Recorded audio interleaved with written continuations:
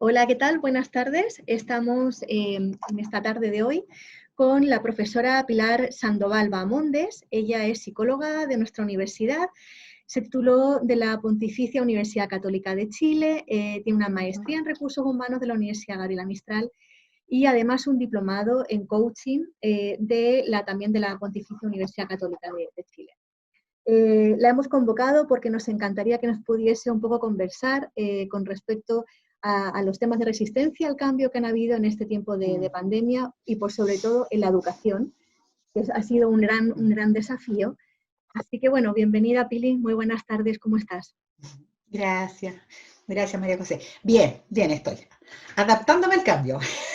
Como todos, ¿verdad? Como todos estamos aquí adaptándonos. Pili Como Corazón, me todos. gustaría partir esta entrevista preguntándote un poco qué resistencias al cambio crees tú que han sido más significativas en este tiempo de pandemia.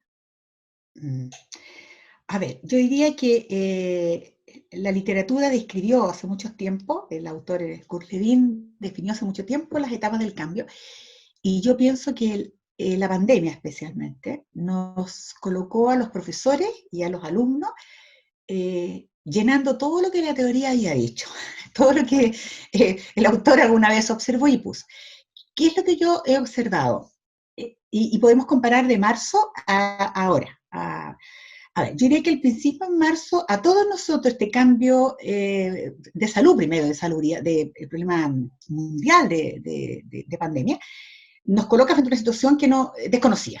¿Ah? Pleno siglo XXI, la tecnología de avanzada, los viajes interespaciales, y de repente todos para adentro porque viene una bacteria, un bicho raro, ¿ya? Y eso nos provoca naturalmente una reacción de rechazo, primero. Y luego, en el caso nuestro, nos pilla el periodo académico.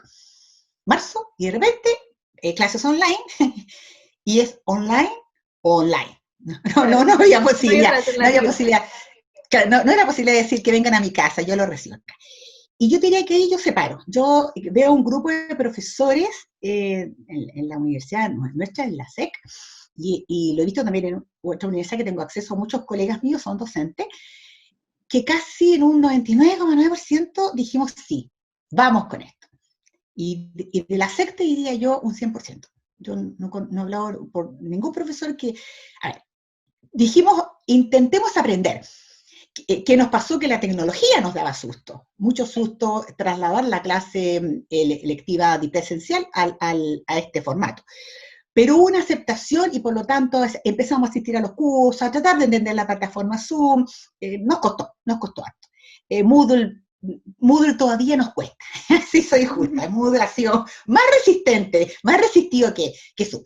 Y tenemos un profesor que aceptó este cambio. Y en contraste yo veo que los alumnos nuestros, bueno, y este profesor entonces, que en marzo comenzó a aceptar este cambio, que ahora junio, lo hemos conversado en la escuela, hemos aprendido.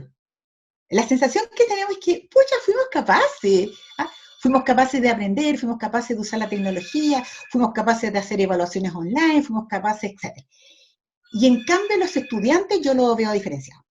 No, yo creo que los estudiantes partimos con un grupo de estudiantes con mucho rechazo, mucho rechazo, y ese porcentaje ha ido bajando, pero yo no veo todavía a nuestros alumnos en un 100% dispuestos. Entonces, ¿qué tenemos? Tenemos un grupo de alumnos que le da miedo el cambio, se resiste, y como se resiste, el aprendizaje no ocurre porque estoy en una emoción que me frena.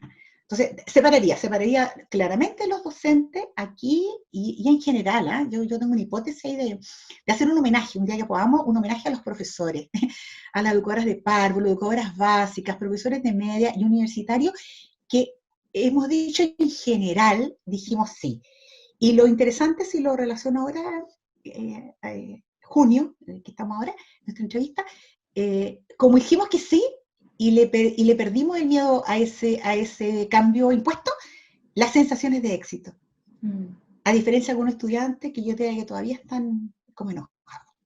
Yo creo que, de hecho, en esto que estás comentando, Pilar, me da la sensación de que hay muchos miedos escondidos, ¿ya?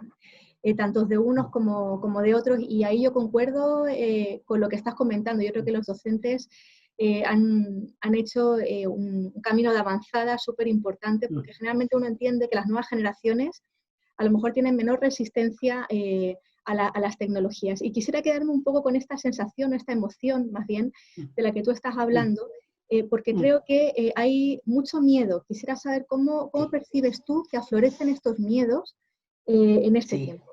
Sí, y tomaría el último tuyo, Sociedad. Los alumnos nuestros nos han reportado que para ellos la tecnología y estas plataformas eran para lo social.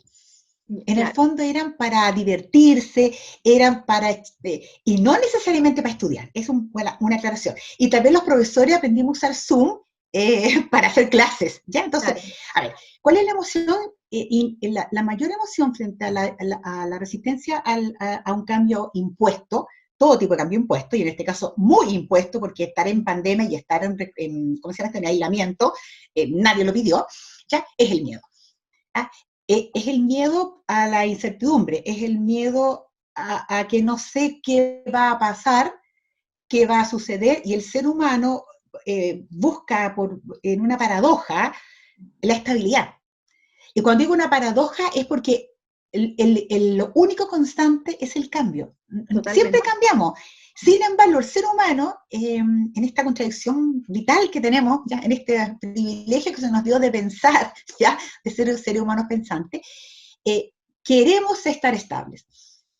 Entonces, quiero volver a mis clases presenciales, quiero volver a la escuela que yo tenía, quiero volver al casino, quiero volver al patio, y tú le dices, usted no puede volver al patio, usted no puede volver al casino, y ahí la emoción que inunda en general, y a los profes también, al principio fue el miedo, y ese miedo, que es un miedo, una emoción muy paralizante, se ha reducido, allá hemos logrado, porque recibes información, porque se nos capacitó, porque hemos recibido apoyo afectivo. Yo creo que el apoyo afectivo entre los adultos se ha ido dando más, mi sensación, que entre los adolescentes, nuestros alumnos. Como que los chicos, como esto te separa mucho físicamente, les ha costado hacer grupos a ellos. Yo les pregunto, ¿se juntan? No, a veces, profe. Les cuesta. En cambio, los adultos, yo creo que de una u otra manera, para sobrevivir, hemos compartido esta emoción de miedo, y cuando tú te das cuenta que no soy la única que tiene miedo, que mi jefe tiene miedo, que los psicólogas clínicas de mi escuela también tienen miedo, uno dice, pucha, no estoy mal yo. Y lamentablemente el miedo es una emoción muy paralizante, que te bloquea y que tiene que ver con tu historia. Cómo he vivido y resuelto experiencias con esta emoción. A diferencia de la ansiedad, que a veces, mira la paradoja también, la ansiedad o la angustia un poquito activa. Estoy un poquito ansiosa y como que me pongo alerta contigo, y alerta. Me paro más derecha, comienzo. En cambio, el miedo me hace decirte no. No, yo no hago entrevistas, no, a mí no me grabas. Los alumnos, pues, no, a mí no me vieran por cámara. Tengo miedo a que me conozcan, tengo miedo a mostrar una parte mía que es privada. Es una emoción muy paralizante. Interesante esto mismo que estás comentando, porque efectivamente este imperativo donde al final nos hemos tenido que adecuar a una nueva tecnología y a trabajar además desde casa, a estudiar desde casa, yo creo que también ha movido los límites de muchas cosas, ¿no? Desde esa perspectiva, ¿cómo sientes tú que han cambiado los límites, o qué ha pasado con los límites, ¿verdad?, entre mi vida pública y mi vida privada? O sea, en el fondo, mi yo como estudiante, ¿verdad?, que mostraba una imagen, ¿verdad?, en la universidad versus lo que me pasa hoy en día, ¿no? ¿Cómo lo sientes tú? ¿Cómo lo percibes?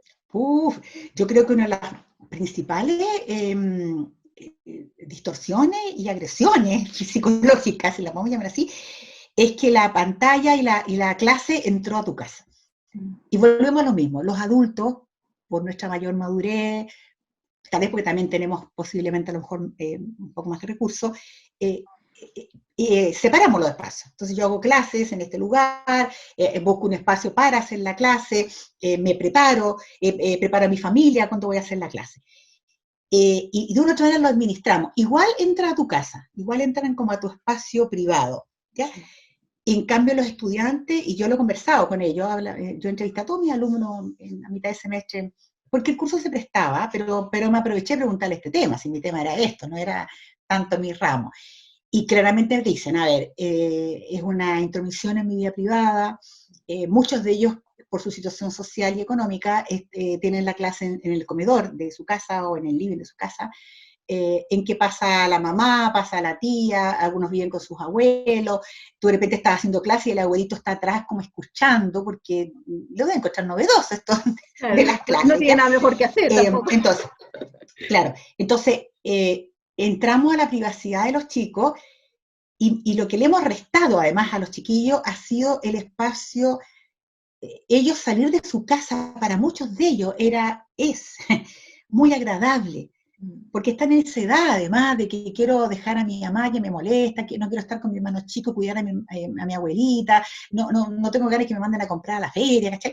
Entonces, la universidad era su espacio privado, su espacio solito, en que además, como tú bien dices, yo muestro la imagen que yo quiero mostrar. Claro. Y llego a la hora vestido como yo quiera. De repente yo hago clase a las 10 de la mañana y algunos alumnos, y tu nota, y pues no, que recién me levanté. Es como, no, yo creo que se ha mezclado lo público y lo privado y eso requiere mucha madurez para poder integrarlo. Porque yo quiero que mi casa sea mi casa. Y yo creo que también les pasa a ellos que no poder salir a hacer otra cosa ha sido muy duro. Y para los profesores ha sido muy... Por eso es que trabajamos tanto además, porque por último uno en la universidad decía, me tengo que ir a la casa. Y hay horas prudentes para irse a la casa. Ya, a las 8 o 9 de la noche es más que prudente. En cambio, en tu casa, no, pues son las 8 de la noche y ¿cuál es el problema si yo me demoro 2 pasos en llegar a mi dormitorio? Entonces, yo creo que la intromisión y la mezcla privado-público ha sido absoluta, sí, y eso en algunas personas les ha dado generado una emoción más negativa, rabia, molestia, y entonces menos quiero cambiar. Claro. Porque además yo no pedí, te dicen eso, yo no pedí hacer clases online. Los alumnos, los profes tenemos una actitud más abierta. Pero también es una intromisión, se nos echó el trabajo a la casa. No, claramente, Y nos cuesta más sacarlo. Nos cuesta más sacarlo el día sábado, nos cuesta más sacarlo el día domingo, o sea, porque es como lo mismo, todos los días son iguales. Entonces, ¿cuál es el problema de corregir el día domingo? En especial estoy pensando en los que tienen hijos grandes, creo que los que tienen niños pequeños, benditos hijos pequeños. Los hijos pequeños siempre te sacan, no te permiten esto, que los adultos que no tienen hijos, puede funcionar, lo cual no es bueno. Ojo ahí, paréntesis, ¿eh? No. Sábado y domingo hay que cerrar el capítulo de trabajo y pasarlo bien. Y hacer un corte, ¿verdad? Cocinar algo distinto, ¿verdad? Sí, que se note que es fin de semana. Sí. Y desde los cambios, más en tema de aprendizajes, ¿cómo han sido estos procesos de aprendizaje? ¿Crees que han aprendido de igual manera o se han logrado los mismos objetivos y los mismos resultados que en un proceso convencional con el estudiante en el aula? ¿Cómo lo evalúas tú? A ver, yo creo que esta pregunta es nuestro gran tema. Es nuestro gran tema y que ahora el fin de semestre nos va a permitir evaluar mejor. A ver, ¿qué tranquilidad tengo yo si yo analizo en toda la escuela? No, la universidad ha logrado llevar a 2 evaluaciones a nuestros alumnos. Nosotros vamos a una segunda evaluación. Y esas evaluaciones hemos podido realizarlas. Que en esa evaluación, si yo lo analizara, la variable que más creo que ha facilitado lograr aprendizaje ha sido sí con mayor tiempo. O sea, los alumnos en esta plataforma, o por lo menos que a mí me toca, los que conversamos con mis colegas, requieren de más tiempo o de repetir una situación que tú le has planteado que tú crees que ya quedó resuelta para ti como docente. Y cuando a la clase siguiente tú dices, a ver, chiquillos, repasemos de la semana anterior, que yo siempre lo hago, la respuesta era más inmediata y ahora es como, profe, y ahí, a ver, ¿qué pasa? Digo yo. Y que te digan, profe, no entendí. Y ahí entonces significa para uno volver como a plantear nuevamente, como a replantear, redefinir la forma en que tú le planteaste. el mismo tema. Entonces, en ese sentido te alargas un poquito más. Yo creo que eso ha sido mi mayor tema. Como que creo que en sala tú logras, tal vez porque los vas viendo, puede ser también. Yo estoy acá y te miro en sala y digo, ¿qué le pasa, Juan José? ¿Qué le pasa a Pedro? Porque le veo la cara a Pedro mirando al norte. Como aquí tú tienes a los alumnos en pantalla y tenemos muchos alumnos que o no tienen cámara o no quieren que los veamos en cámara. Es otro tema, ¿ya? Pero la idea, lo concreto es que estamos ante un... Ese alumno yo no lo veo. Entonces, cuando ese alumno, mira, no lo había pensado, tal vez es que, me voy a fijar ahora, si el que hace la pregunta a la clase siguiente es aquel también que no tiene cámara. Y ese alumno, entonces, tú tienes que como que volver a ser, o sea, a ver, respondiendo a tu pregunta, yo diría que el ritmo tiene que ser más lento en estas plataformas. Y tal vez un concepto que tú pasabas en media hora, una hora, hay que hacerlo en más tiempo. Dos, pausear. Acá la pausa en este sistema es fundamental. El alumno se cansa mucho, entonces tú tienes que a la hora y ojalá antes, o hacer un ejercicio. Eso también a nosotros nos ha obligado a colocar un concepto teórico, un ejercicio. Y en las evaluaciones, que por lo menos a mí me ha tocado, que como escuela no hemos planteado en psicología, ha sido casos prácticos, aplicación, casos prácticos, buscar información, ha sido más eso que la alternativa más tradicional que hacíamos antes, las preguntas de alternativa, respuestas falsos o verdaderos, completar oraciones. O sea, yo creo que nos obligó también. Ahora, yo me atrevería a decir que hemos avanzado, pero nos queda la tercera evaluación y la evaluación de los alumnos del proceso. Y yo creo que ahí, yo espero que aparezca esto, que los chicos digan que sí aprendieron, pero que se demoraron más. Y los docentes más criticados van a ser aquellos que siguieron al ritmo presencial, que es más rápido, es como ya... No, aquí hay que volver a repasar, a replantear, a colocar desde un video lo mismo que tú dijiste, y que ellos con el video, tal vez porque la imagen aquí es muy importante, lo captan mejor que contigo en la clase. ¿Ya? Yo diría que por ese lado te podría decir que, o sea, si me pregunta a mí, yo creo que hemos logrado avanzar en aprendizaje de los conceptos que queríamos, pero es probable que algunas asignaturas no alcanzan a hacer todos los contenidos que tú esperabas. Por ese lado creo que va a ser la evaluación, porque hemos tenido que ir más lento. Entiendo lo que me indicas y de hecho, Pili, me resuena mucho. O sea, yo creo que hay una reformulación tanto desde cómo nos vamos a ir organizando, ¿verdad? Entendiendo que obviamente las tecnologías que son online también significan que uno tenga que armar, ¿verdad?, la docencia de otra manera, que yo creo que ha sido el desafío de muchos docentes. Pero lo que uno va revisando, lo que va escuchando desde diferentes perspectivas y autores, tiene que ver con que efectivamente esto es un proceso que ya viene para quedarse. Muchas empresas indicaban que el 2020 era el año de la digitalización. Y la digitalización a raíz de la pandemia se nos vino encima a todos. Yo creo que obviamente... Violentamente, muy rápido. Claro, vienen demasiadas reformulaciones. Desde estas reformulaciones, Pili, yo te quería preguntar, ¿qué desafíos tú sientes, verdad, que se abren desde la docencia en la incorporación a lo mejor del trabajo con nuevas habilidades o competencias para los estudiantes? Porque yo creo que de seguro esto ya nos trajo muchos cambios, estos cambios van a permanecer en el tiempo y claramente también los empleadores van a necesitar que nosotros entreguemos ciertas herramientas a los estudiantes. ¿Cómo lo visualizas tú? No, yo comparto contigo que el tema tecnológico viene, o sea, estaba, digamos, para serte justa. Nosotros entramos a las plataformas Zoom ahora, pero cuando uno empieza a meterse en el tema Zoom, por lo menos, o sea, hace muchos años que hay organizaciones que los utilizan. Y el trabajo a distancia es un tema que siempre se ha ido planteando. Estoy hablando del trabajo, no necesariamente las clases, digamos.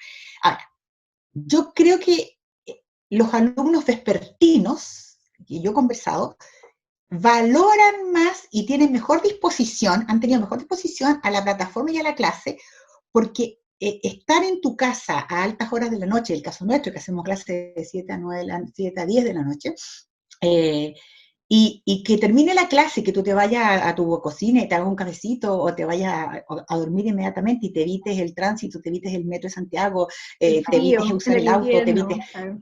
en el invierno y te evites salir de noche, es muy valorado. Entonces, yo lo que veo, fíjate, es que puede venir un mix, porque hay ciertos temas o ciertos contactos que tú estableces que te da este vínculo. ¿Ah? Esto mismo, yo ya te conozco de antes, entonces claro que conversar contigo me resulta muy fácil y muy grato, pero nos vimos, nos tomamos un café presencial, hemos estado en los almuerzos. Ese contacto social facilita el acercamiento, ¿ya? Y yo tengo un solo alumno en un curso que no conoce a nadie, porque este año se incorpora. Y él, el que más me ha dicho que para él ha sido muy difícil, porque no los conozco, me dijo, profe, ni a usted tampoco. ¿Ya? Entonces fue como, uy, cada profe es un profe que aparece. Entonces, ¿qué creo yo? Yo creo que sí va a haber un mix, este blend, de que yo puedo, algunas clases, empezar con esta cosa, ¿cómo se dice? Online, a distancia, una vez al mes, o depende de la asignatura, encontrarnos, cerrar ciertos temas, las evaluaciones, creo que tenemos que aprender a hacer evaluaciones diferentes. Yo creo que hay un desafío que me asumo, lo hemos hablado también como escuela. Yo le he planteado, de hecho, a Pablo, o sea, capacitémonos en una evaluación online, distinta. Sin embargo, aquí el gran tema es, hay dos aspectos en nuestro hermoso país. Uno son los recursos, y los recursos financieros, estoy pensando en los estudiantes que tengan acceso a un computador, a un buen computador, que tengan acceso a un computador con cámara, que tengan en su casa la posibilidad de pagar una banda ancha, no sé si es el nombre, pero o sea, esto que estamos haciendo, tener un computador, poder pagar una cuenta Zoom, ya, etcétera, etcétera, que me permita tranquilamente hacer mi clase. Y por otro lado está el tema de la adquisición de la competencia tecnológica, de las TI, del querer hacerlo. Mi sensación, fíjate, es que nuestro estudiante es más resistente por el tema económico que por el tema tecnológico. Cuando tú le enseñas, los chicos lo entienden, lo aceptan y saben. Pero no tener un buen computador, no tener, sí nos trae mucho. Ahora, yo creo que nuestro país vamos a salir de esta crisis, te invito a octubre, te invito a septiembre, si es que y vamos a entrar a otro problema, y eso lo sabemos, nuestro país, ¿ya? Latinoamérica. Por lo tanto, yo creo que hay que prepararse, que vamos a clases online y con presencialidad cada cierto tiempo para ciertas acciones. Ahora, hay asignaturas que yo creo que es más complejo. Las prácticas profesionales, por ejemplo, es un tema, pero también, María José, tú lo sabes, por lo menos nosotros, pero yo sé por tu área de la salud, es muy complejo. ¿Cómo trabajas? ¿Cómo ves a un paciente? Entonces, ahí, claro, hay ciertas asignaturas que yo creo que hay que ir como lentamente. Ahora, para cerrar este punto, y si somos justos, la pandemia nos obligó a todos a pensar de otra forma. Y lo que de repente uno decía, no se puede atender online, wow, se puede. Sí se puede. Yo tengo una hermana que hace matemáticas, ¿ya? No se puede hacer matemáticas online y de repente, wow, se puede. Pero yo creo que eso es lo bueno de esta pandemia, como que nos obligó a pensar fuera de la caja porque no hay otra posibilidad. No sé, cuando tú dices juntémonos el fin de semana y tomamos un traguito, yo lo he hecho con un grupo de amigos y al principio es como ridículo, y estás tú con tu traguito acá y tu picoteo acá y él está al otro lado, pero lo hacemos porque si no, no te conectas, ¿se entiende? Obvio que es mucho más rico tomarse un café, pues María José, las dos sentaditas en el kiosco, ¿ya? Con una galletita, con una bebidita, es más, pero me refiero a que esta situación nos obligó a todos, y eso no hay que olvidarlo, a pensar de otra forma, a comprar de otra manera, a hablar con mi familia de otra manera, a hacer clases, y creo que lo más maravilloso es que sí lo pudimos hacer. Entonces, eso yo no quisiera perderlo, eso como que podíamos, po. No era que no se pueda, no era que mi neurona ya me quedó así, y eso me gustaría, creo que se va a mantener. Y las empresas también, si lo vemos ahora ya sacando a la universidad, a la educación como un sistema, tal vez es muy rentable en algunos aspectos, por manejo ¿cómo se dice? El problema nuestro de traslado de las personas, el tema del tránsito en toda el parte del mundo, pero Chile ya se alivia la infraestructura de los lugares, pero con esta condición. Yo creo que están los dos elementos, por lo menos a mí los alumnos me lo han planteado, el no tener los recursos, el no tener un buen computador, que los complica harto, y algunos los avergüenza un poco, porque quedó como en evidencia en este tema, ¿ya? A diferencia, los chicos usaban los computadores de la universidad. Entonces, mira, lo lindo de esto, María José, que a mí los chicos me han dicho, que uno valora lo que no valoré antes. Y encontraba el patio chico y ahora lo encuentro precioso. Encontraba el casino, y me dice, y volver a trabajar en el casino y usar el casino como lo usamos nosotros en nuestra universidad. El casino es un espacio social. El casino, los chicos hacen sus trabajos, yo entrevisto, de repente alumnos me llaman, como estamos al lado, además puede ser por eso, pero en la escuela nuestra tú sabes que está al lado. Entonces el alumno va pasando, toca la puerta y me dice, profe, ¿y tú vas, lo asesores en su computador? Entonces valoran eso, María José, echan de menos el casino, el patio. Un alumno me dijo, profe, siempre encontré que el patio era tan chico y ahora que no tengo patio, Es fantástico. valoran. Sí, entonces bonito. Esa parte ha sido la positiva de esta cuarentena, de esta epidemia tan loca. Interesante reflexión, Pili. La verdad que yo creo que tenemos tanto como país como desde el mundo de las universidades, ¿verdad?, de la docencia, muchísimos desafíos. Yo creo que concuerdo contigo con que también es verdad que al final este entorno tan cambiante, ¿verdad?, tan ambiguo, también nos ha desafiado a generar nuevas realidades, ¿verdad?, que las hemos ido creando y que las estamos co-creando entre todos, que eso es lo bonito, ¿no? Y que, bueno, ojalá que de todo ello también acabemos fortalecidos y engrandecidos como sociedad, ¿no? Que tengamos la altura de mira suficiente para ello. Quería agradecer nuevamente tu presencia en esta tarde, tu valiosísimo aporte desde el mundo de la psicología. Espero que podamos generar una nueva reunión donde a lo mejor abordar otras temáticas. Y bueno, de nuevo infinitas gracias. Un abrazo gigante. No, gracias a ti por la posibilidad.